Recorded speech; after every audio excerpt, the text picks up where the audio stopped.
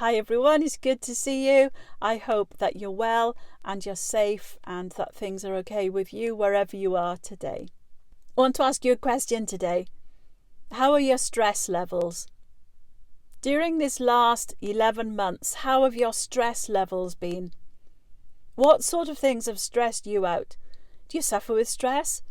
Have you had more stress this last year in different ways? Or have you remained calm and experiencing perfect peace at all times? I know I haven't. There's been times where I've felt quite tense. There's been times where I felt quite anxious, and there's been times where I felt quite stressed. Now, I'm married to a man who doesn't suffer with stress. Now and again, he'll get a little bit tense, but we've been married for 29 years, and I can honestly say he doesn't get stressed. I get stressed out with him for not getting stressed. Why isn't this concerning you? I get myself in a pickle. I get stressed. I suffer with stress. I suffer with anxiety. I suffer with tension. I know I do. And my husband doesn't. He's got a strength and a tenacity about him that is God-given. He's got that gentleness and that calm, and it's really to be admired. But I get stressed. I get stressy. And here's some of the things that I've jotted down today that I know can cause me to feel stressed. See, stress is our response to pressure. Stress isn't a commodity within itself, it's just a response to pressure. Now, when we respond positively to pressure, that's great. If you've got an exam deadline and you respond better with your revision when you've got a date imminently, then that's great. For some people, that would throw them into stress and panic. Not all pressure is bad. Atmospheric pressure is good. Blood pressure is good. So I've jotted down some things that trigger that response in me, and I'm going to share that with you today. So here's some of the things that sometimes stress me out. Being too busy, that's one. My mum often used to say to me, "You're doing too much, you're overdoing it again." And sometimes being too busy, spinning too many plates can be very stressful, can't it? And so sometimes we need to learn to say no. Sometimes it's the small things that trigger stress in me. It's not the big things. It could be a small trivial thing like losing something or something that has happened that just is very irritating. Dwelling on things that have happened in the past, I can find that stressful at times. Rethinking it, revisiting it again. What could have been done differently? But the Bible clearly says in Isaiah 43:18 not to dwell on the past. Another thing that is stressful is other people.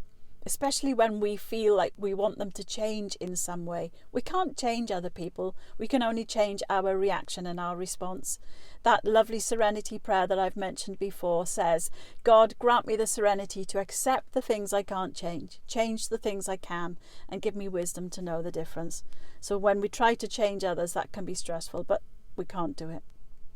Rushing and being impulsive can be quite stressful, can't it? We need to take time to ponder, to sleep on a decision before we make it. Trying to be perfect, that's another thing that can be stressful. I gave up on that one a long time ago. Striving for perfection, striving to always do the right thing, that is utterly exhausting and very stressful. We can kick that one to touch because that is hard work. Too many changes happening all at once. Now that is a big trigger for stress, isn't it? Too many life changes all at the same time. I went through a patch a couple of years ago where there was one thing after another all happening at the same time. And then this last one I've written down, calamities, disasters and traumas and difficult experiences, illnesses, pandemics, all of these things make us feel really stressed. Things that are completely out of our control are stressful. And so how can we overcome stress? I've written down just a couple of things here. We need to rest, not just sleep. We need to rest and find rest for our souls. Find rest by doing something different. Rest and replenish yourself on the inside. Getting out in nature is very stress busting, isn't it? A good winter walk, getting that fresh air in your lungs, rosy cheeks, that is a guaranteed stress busting thing to do. Laughter. Put something funny on YouTube, an old comedy that really makes you giggle and laugh.